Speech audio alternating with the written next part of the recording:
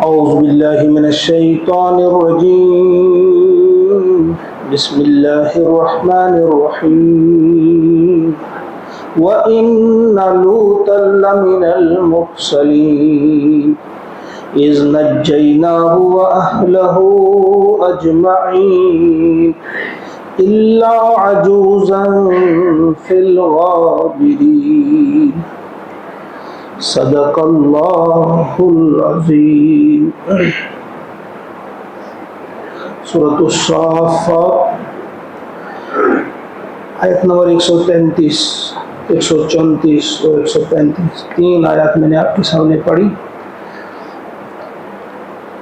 اب حضرت الیاس علیہ السلام کے بعد اب حضرت لوط علیہ السلام کا تذکرہ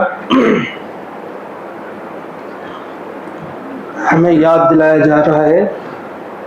فرماتے ہیں اللہ تبارک و تعالی وَإِنَّ اور بے شک لوطاً حضرت لوط علیہ السلام لَمِنَ الْمُرْسَلِينَ، لام پھر تاکید کے لیے، یقیناً من المرسلین رسولوں میں سے تھے۔ اکثر جگہوں پہ آپ نے دیکھا دو تاکیدیں، اِنَّ یہ بھی تاکید کے لیے، بے شک، لا یہ بھی تاکید کے لیے ضرور، اور یقیناً لوط علیہ السلام جو تھے وہ بھی رسولوں میں سے تھے۔ اذ جب نجیناہ ہم نے نجات دی اسے، وَأَهْلَهُ اور اس کے متعلقین کو، اہل گھر والوں کو بھی کہتے ہیں، یا ان کے ساتھ جو ایمان والے تھے، ان کے ساتھ جو بھی ان پر ایمان لائے تھے، ان سب اجمعین سب کو، اذ نجیناہ واہلہ اجمعین جب ہم نے اسے اور ان کے متعلقین کو سب کو نجات دی، الا سوائے عجوزن ایک بڑھیا کے، عجوز بڑھیا کو کہتے ہیں جو عاجز آنے والی، جو کچھ نہیں کر سکتے، ہم اس لیے اسے عجوز کہتے ہیں، بڑھیا، سوائے ایک بڑھیا کے، فی الغابرین پیچھے رہ جانے والوں میں سے تھی وہ۔ لوط علیہ السلام کا تذکرہ آپ سب جانتے ہیں، سدوم کہ وہ بستی جس کے بارے میں آگے فرمایا صرف عجوز ایک تھی ان کے ساتھ پیچھے رہ جانے والی، کیونکہ اس کا تذکرہ بھی کئی بار پڑا ہے، اس کی تفصیل میں ہم نہیں جائیں گے۔ جب انہیں حکم ہوا کہ اب چلو یہاں سے، تو وہ چلے اپنے اہل ایمان ساتھیوں کو لے کر، لیکن ان کی بیوی جو تھی، جو قوم کی اکثر طرفداری کرتی تھی، ان کے گھر جب کوئی مہمان آتے تو وہ اشاروں کنایوں سے انہیں بتا دیتے کہ ان کے گھر مہمان آئے، اس بدترین کام کے لیے وہ ان کا ساتھ دیتی تھی۔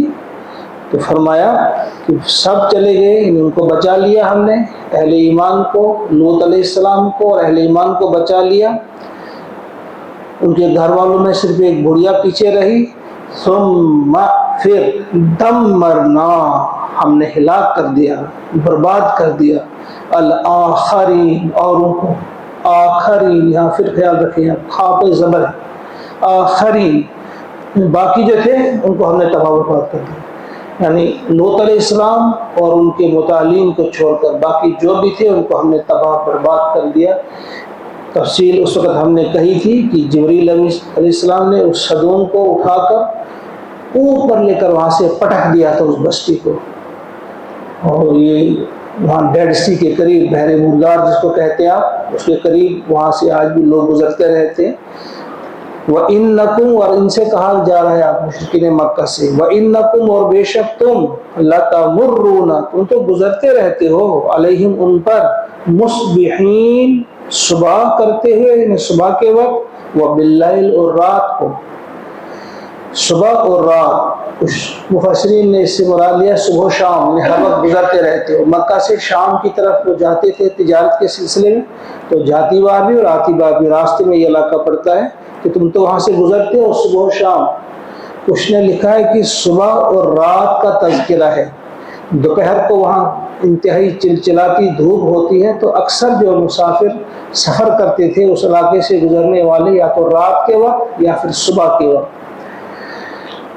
افلا تعقلون، تو کیا تم عقل سے کام نہیں لیتے؟ یعنی اگر آپ عقل سے کام لیتے تو آپ دیکھتے کہ اللہ تعالیٰ کی نافرمانی کا انجام کیا ہوتا ہے، وہاں سے آپ دیکھ لیتے. بہت سارے واقعات اس میں، ایک واقعہ یہ بھی آپ ذہن میں رکھیں، ایک سبق یہ بھی آپ ذہن میں رکھیں کہ لوط علیہ السلام کی بیوی پیچھے رہ گئی. اس میں ایک سبق ہے ہمارے جوانوں کے لیے، جب انہیں نکاح کرنا ہوتا ہے تو ان کا سلیکشن کا معیار کیا ہو. ہم دیکھتے ہیں جہاں خوب پیسہ ہمیں ملے، ایسے خاندان کی تلاش میں ہوتے ہیں جو امیر خاندان، یا پھر حسن کی تلاش میں ہم رہتے ہیں، یا پھر خاندان کو دیکھتے ہیں کون بڑا خاندان ہے، ذرا عزت والا ہے. یہ تو ہمیں کہا گیا ہے کہ تم کامیابی حاصل کر لو اظفر بذات الدین، دینداری دیکھ کر.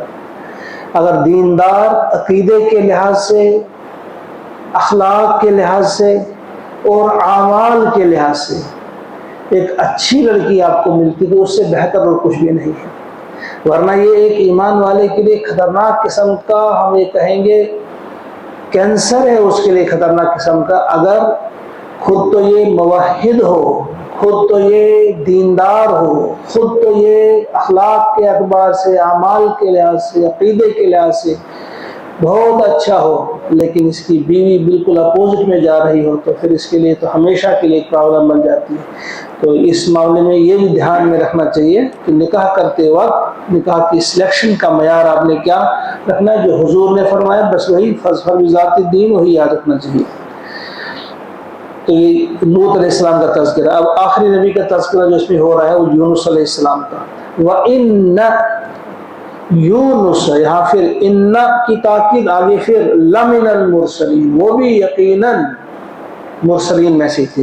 اور بے شک یونس علیہ السلام، یہ بھی درست کیجئے، کچھ یونس کچھ یونس پڑھتے ہیں، یونس ہے، نون پہ زبر ہے، نون پہ پیش ہے. وَإِنَّ یونس لمن المرسلین، اور یقیناً ضرور ضرور یونس بھی مرسلین میں سے تھی. ان کا ابکا، اب دیکھیے یونس علیہ السلام کا کیا ہے، نینوا کی بستی میں، نینوا عراق میں ایک جگہ ہے، ایک شہر ہے، اس میں تھی. اس ابکا، جب وہ بھاگ گیا، الی الفلک، ایک کشتی کی طرف، المشحون، جو بھری ہوئی تھی، اوور لوڈڈ تھی. وہ ابکا کہتے ہیں کسی غلام کا اپنے آقا سے فرار ہو جانا. وہاں سے، کیونکہ نبی بھی غلام ہوتا ہے اللہ کا، اللہ نے اسے ذمہ داری کچھ دی تھی تو اس ذمہ داری کو چھوڑ کر وہ چلے تھے. اذ ابق الی الفلک المشحون، اور جب وہ بھاگ رہے تھے ان کو ایک بھری ہوئی کشتی ملی، اس میں وہ سوار ہو گئے. فساہم، تو پورا ڈالا گیا. فکان من المدحضین، پس وہ ہو گئے دھکیلے جانے والوں میں سے، وہ دھکیلے گئے وہاں پہ. تو یہ بھی دو مرتبہ ابھی تک اس کا ہم پڑھے، سورہ انبیاء میں بھی پڑھ چکے ہیں، ابھی ان کا تذکرہ سورہ یونس میں بھی پڑھا ہے. تیسری مرتبہ یہاں آ رہا ہے یہ، تو اس کی بھی تفصیل میں ہم نہیں جائیں گے، یہ ہم پڑھ چکے ہیں. مختصر یہ کہیں گے کہ جب وہ کشتی میں سوار ہوئے، انہوں نے کہا تھا قوم سے کہ بس تیسرے دن عذاب آنے والا ہے. تو جب قوم ایمان نہیں لائی تو آپ چلے کہ اب تو عذاب آنے والا ہے. آپ چلے اس بستی سے، جب پہنچے ایک جگہ جہاں کشتی میں سوار ہونا تھا، کشتی میں سوار ہو گئی. وہ آلریڈی اوور لوڈڈ تھی بہت زیادہ. جب وہ چلنے لگی تو خطرہ ایسا لگا کہ اب شاید کشتی ڈوب جائے گی. تو ان کا تجربہ تھا کشتی والوں کا، جہاز والوں کا، انہیں کہا کہ یہ ایسا ہوتا ہے، اس کے لیے ہم پھر یہ کرتے ہیں، قرآن اندازی کرتے ہیں. قرآن اندازی کی گئی، کس کا نام نکلتا ہے اس کو ڈالنا پڑے گا تاکہ باقی لوگ بچ جائیں، ایک ہی جلا جائے گا. نام نکلا یونس علیہ السلام کا. اب وہ چہرے سے پہچان جاتے کوئی اچھا آدمی ہے. اب نبوی شان جو ہوتی ہے، جو انتہائی بااخلاق ہوتا ہے، جو انتہائی دیانتدار ہوتا ہے، تو اس کی نورانی جھلک اس کے چہرے سے واضح ہو جاتی ہے. انہوں نے پہچانا بھائی کوئی یہ عام آدمی نہیں ہے، اس کی شخصیت کچھ اور ہوتی ہے. نبی کی شخصیت یہ نہیں ہو سکتے ہیں. دوبارہ کیا گیا قرآن اندازی، پھر کی، تیسری مرتبہ بھی کی، 3 مرتبہ ان کا نام لکھا. تو پھر انہیں دھکیلا گیا.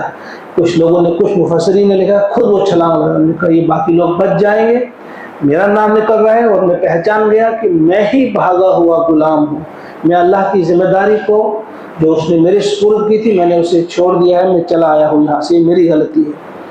غلطی کیا ہوتی ہے؟ ایک چیز یاد رکھنا چاہیے، ایک عربی مقولہ ہے، حسنات الابرار سیئات المقربین، یاد تھا وہ، جو ابرار ہوتے ہیں نیک لوگوں کی نیکیاں بھی جو ہوتی ہیں، جو مقربین ہوتے ہیں ان کے وہ خطائیں ہوتی ہیں۔ وہ عظیم انسان ہوتے ہیں، یہ کوئی خطا ایک حساب سے تھی ہی نہیں، کوئی غلطی تھی ہی نہیں، ایک لغزش کیسی تھی؟ جو عظیم انسان ہوتے ہیں خصوصاً نبی، تو وہ نفس کی پیروی میں کبھی بھی جو ہے وہ خطا نہیں کھاتے، نفس کی پیروی میں انہیں وہ دھوکہ نہیں دیا جاتا، نفس کی پیروی میں کوئی غلطی ان سے نہیں ہوتی۔ ہاں حق کے جوش میں، یعنی حق کے غلبے کے لیے اس جوش میں کبھی کبھی وہ سبقت لے جاتے ہیں یا جلد بازی سے کام لیتے ہیں، نفس کی پیروی میں کبھی نہیں وہ کرتے، نہ اس کے پیچھے ان کی کبھی کوئی لغزش ہو جاتی ہے۔ تو یہ اللہ کی محبت میں کہ اللہ تعالیٰ کا یہ فرمانا کہ عذاب میں مبتلا ہوں گے، تو وہاں کچھ 2-3 چیزیں مفسرین نے لکھی ہیں۔ ایک بات یہ کہ 3 دن کی قید خود سے لگائی تھی یونس علیہ السلام نے، تیسرے دن عذاب آنے والا ہے، کا اس کو لغزش کہا گیا ہے۔ دوسری چیز یہ کہ انتظار کیے بغیر نبی جو ہے ہجرت نہیں کر سکتا جب تک نہ اللہ اسے اجازت دے، تو یہ دوسری غلطی کہا جاتا ہے کہ نبی اللہ کی اجازت کے بغیر ہی وہاں سے وہ نکلے۔ اور تیسری چیز یہ کہ وہ جب ان کی توبہ قبول ہوئی تو واپس نہیں چلے گی ان کی طرف جب تک نہ اللہ تعالیٰ نے پھر حکماً ان کو بھیجا۔ یہ 3 غلطیاں تھیں یا 3 لغزشیں تھیں ان کو کہیں گے، وہ بھی اللہ کی محبت میں تھی، حق کے جوش میں تھی، لیکن وہی میں نے کہا کہ حسنات الابرار سیئات المقربین۔ فرمایا فساہما، کوڑا ڈالا گیا، فکان من المدحضین، تو دھکیلے جانے والوں میں سے ہو گئے، ان کو دھکیلا گیا یا انہیں چھلانگ لگا دی۔ فالتقمہ، پس التقمہ لقمہ بنا لیا، یعنی نگل لیا اسے، الحوت ایک بڑی مچھلی نے، ویل مچھلی ہو سکتی ہے یا شاید یہی بڑی ہوتی ہیں، ویل مچھلی تو بہت بڑی ہوتی ہے۔ کچھ مفسرین نے لکھا ہے کہ اس پر جو لوگ اعتراض کرتے ہیں، تو ابھی 1889 میں وہاں برطانیہ میں ایک شخص جو لڑ رہے تھے ایک ویل مچھلی سے، بہت بڑی تھی، وہ 20 فٹ لمبی تھی، 5 فٹ چوڑی تھی، تو اس مچھلی نے اسے نگل لیا۔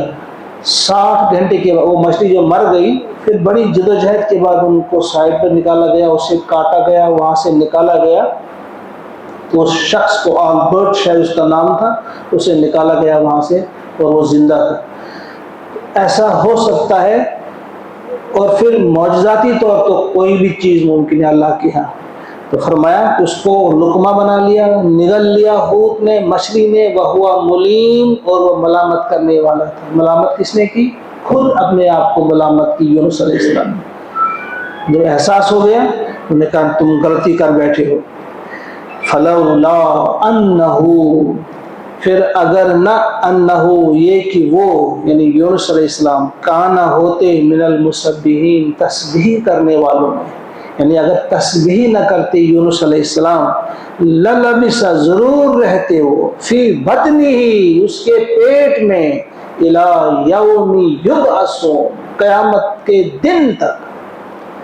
یہ نبی کا حال ہے، کوئی غلطی ہوئی نہیں تھی، پوری زندگی جو وقت تھی، تھوڑا سا سوچنے میں کچھ ہوا، تو اس پر اللہ تعالیٰ نے فرمایا کہ اس کو میں قیامت تک وہیں پہ رکھتا۔ ہمارا اور آپ کا کیا حال ہے؟ ہم کتنی بڑی بڑی غلطیاں کرتے ہیں، اس کے بعد ڈٹ جاتے ہیں غلطیوں پہ، سمجھ بھی آ جاتی ہے ہم غلط ہیں، پھر بھی توبہ نہیں کرتے۔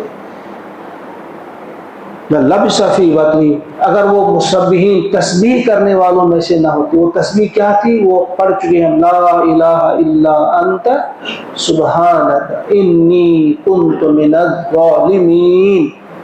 اس کے 2 معنی ہیں، یعنی پہلے بھی اگر وہ تسبیح کرنے والے نہ ہوتے، جب وہ ٹھیک تھے، مچھلی کے پیٹ سے باہر ہی تھے، تب بھی وہ تسبیح کرنے والوں میں سے تھے۔ اور دوسرا مطلب یہ کہ جب پیٹ کے اندر چلے گئے اس وقت یہ تسبیح کی، تو یہاں دونوں مراد ہیں۔ اس لیے ہم سے کہا گیا ہے کہ جب آپ خوشحال ہوں، اچھا وقت آپ کا گزر رہا ہو، اگر اس دور میں آپ تسبیح کریں گے تو اگر کبھی جب آپ پریشان ہو جائیں گے، کسی مصیبت میں گرفتار ہو جائیں گے، تو اس وقت کی تسبیح زیادہ کارگر ثابت ہوتی ہے۔ فرشتے جو انسان کو ڈھونڈتے رہتے ہیں، ہم کئی بار حدیث پاک کا تذکرہ ہوا ہے، جب کوئی نیا بندہ کبھی بھی تسبیح کرتا ہے تو فرشتے کہتے ہیں کوئی انجانی سی آواز ہے، یعنی پہلے کبھی ان کو نہیں سنا ہمیں تسبیح کرتے ہوئے، کوئی انجانی سی آواز ہے، لیکن جو کرتے رہتے ہیں وہ جانی پہچانی آواز ہوتی ہے کہ بھائی فلاں آدمی کر رہا ہے تسبیح، کیونکہ فرشتے ڈھونڈتے رہتے ہیں۔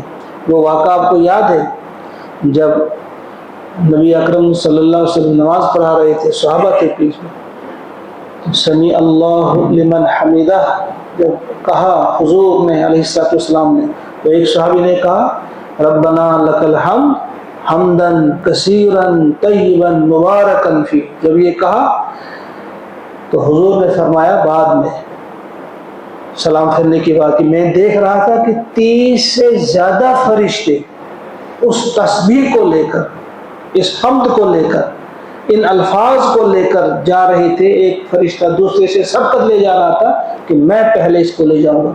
ہمارے جو کلمات جو ہم کہتے ہیں یسعد الی اللہ الکلم الطیب، جو ہمارے کلمہ طیب ہیں ان کو لے جایا جاتا ہے، خود نہیں جاتے ہیں، ان کو لے جایا جاتا ہے اللہ کے دربار میں۔ وہ کون لیتے ہیں؟ فرشتے، فرشتوں کا یہ کام ہوتا ہے، اس کو بھی لے گئے تھے۔ تو یہ ہمارا بھی رویہ ہونا چاہیے، عام طور پہ اللہ کی تسبیح بیان کی جانی چاہیے، اللہ کی حمد بیان کی جانی چاہیے۔ اللہ بچائے جب کبھی انسان مصیبت میں گرفتار ہوتا ہے تو اس وقت بھی جب تسبیح کی جاتی ہے تو پھر وہ جانی پہچانی آواز ہوتی ہے۔ تو اس کے دونوں مطلب ہیں، یعنی پہلے سے بھی وہ تسبیح کرنے والوں میں سے تھے، اور مچھلی کے پیٹ کے اندر جب چلے گئے وہاں بھی انہوں نے اللہ کو یاد کیا اور کہا لا الہ الا انت سبحانک انی کنت من الظالمین۔ تو فرمایا اگر تسبیح نہ کرتے تو قیامت کے دن تک، یعنی اس دن تک جب سب لوگوں کو اٹھایا جائے گا اس کے پیٹ میں رہتے، تو کیا تب تک مچھلی زندہ رہتی؟ نہیں، اس کا مطلب ہے کہ وہی قبر اس کی بنتی، وہ ہضم ہو جاتی، اس مچھلی کے جسم کا ایک حصہ بن جاتے ہو، اس دن اٹھایا جاتا ہے۔ پھر فنبذناہ، پھر ہم نے اسے پھینک دیا بالعراء، بالعراء چٹیل میدان میں، ارا ایسے بھی ہم کہتے ہیں اریان، ننگے کو، وہ بالکل ننگا تھا، وہاں پہ بالکل صحرا تھا، وہ ریت تھی، چٹیل میدان تھا، کوئی گھاس کوئی درخت نہیں تھی، وہ سقیم، اور وہ بیمار تھا۔ کیسا ہوتا ہے جب ماں کے پیٹ سے بچہ نکلتا ہے، پھر مچھلی کے پیٹ سے نکلنا اور زیادہ وہ بیمار تھے۔ وَأَنبَتْنَا عَلَيْهِ شَجَرَةً، تو ہم نے اگایا اس پر ایک پودا، من یقطین، بیل دار، کدو کی طرح بیل والا، یعنی جس کا تنا نہ ہو۔ وَأَرْسَلْنَاهُ، اور ہم نے بھیجا اسے إِلَى مِئَةِ أَلْفٍ، جب وہ ٹھیک ہو گیا تو پھر ہم نے انہیں بھیجا کہاں؟ کس شہر کی طرف جہاں کی آبادی 1,00,000 او یزیدون، یا اس سے کچھ زیادہ تھی، یعنی اسی شہر کی طرف، پھر نینوا کی طرف انہیں بھیجا گیا۔ فآمنوا، جب وہ گئے وہ سب ایمان لے آئے، فآمنوا فمتعناہم، تو ہم نے انہیں بہرہ مند کیا، ہم نے انہیں اور مہلت دی، الہین، ایک مدت تک انہیں رکھا۔ بہت سارے سبق ان میں، ہم کو خود سوچنا چاہیے، ان آیات کو اپنے ذہن میں، قلب و ذہن میں پیوست کرنے کے بعد دیکھنا چاہیے کہ اللہ تبارک و تعالیٰ ایک انسان کی چھوٹی چھوٹی چیزوں پر دھیان رکھتے ہیں، اس کا خیال کیا ہے، اس کی سوچ کیا ہے، اس کا عمل کیا ہے۔ اللہ سے دعا ہے کہ ہم سب کو توفیق عطا فرمائے کہ ہم اللہ کی فرما برداری میں اپنی زندگی بسر کریں، اللہ کی نافرمانی سے پرہیز کرنے کی ہم بھرپور کوشش کریں، ارادہ کریں، مصمم ارادہ کریں، پختہ ارادہ کریں کہ ہم اللہ کے فرما بردار بنیں گے، اللہ کے نافرمان نہیں بنیں گے۔ اور اس کے لیے درکار ہے ہمیں قوت، طاقت جو اللہ ہی فراہم کرتا ہے، لا حول ولا قوة الا باللہ العلی العظیم۔ ربنا تقبل منا انک انت السمیع العلیم، آمین۔ السلام علیکم ورحمۃ اللہ۔